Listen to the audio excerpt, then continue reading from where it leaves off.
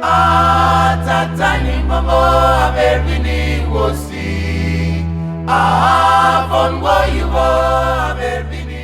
so many international agricultural organizations call for a change in agriculture, why is the situation still different in Africa?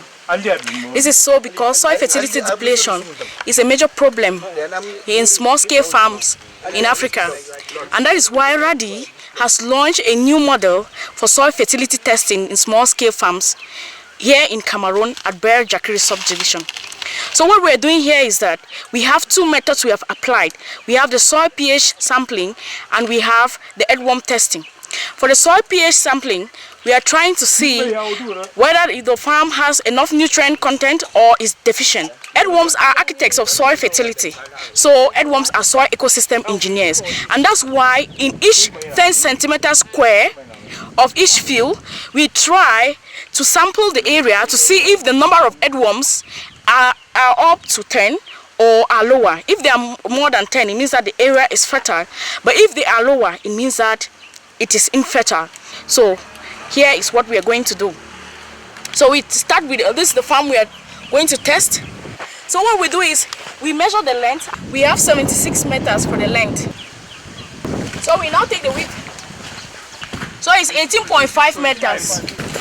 We are differentiating the portions. So we mark out. There is another one there as they are marking out. When we have taken now, we take this one as section A. This part, the first plot now in this field. We start with the soil pH analysis. We cross the diagonal line because we are using the soil test probe to measure the soil pH analysis. But if it's not ready at that time, then we can use this RADI solution. This is the soil test probe. We have already adjusted it. If you adjust it according to the pH, so if this is what we normally use to measure the soil pH, and you put it right deep into the root so that you can touch the root of the crop and it's reading. But with the RADI solution, what we normally do is this. We use the RADI solution, we put it here, then we take a spoonful of soil, we put it there, and then you stir it. If it becomes pink after 35 minutes, it means that the soil is acidic.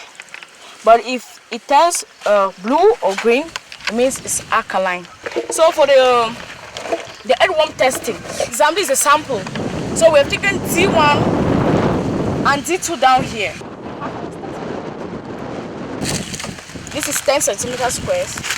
This is what we normally do.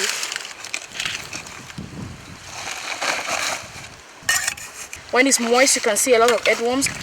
You have to check it very well. From what we analyze, if there is no earthworm, it means that the area is infertile. Maybe because of the farm practice they have been doing. As you can see from the soil, you see a lot of burn fiber. So they are doing slash and burn. I has killed a lot of earthworms in this area. So we don't have any earthworm here. As you can see, from the few samples we've taken here for the soil pH and for the earthworm studies, it's just a few samples. But we have done this exercise in so many farms, about 70 farms in which we've carried out this exercise. What we realized in the field is that, for example, as we've seen here, we haven't got earthworms here.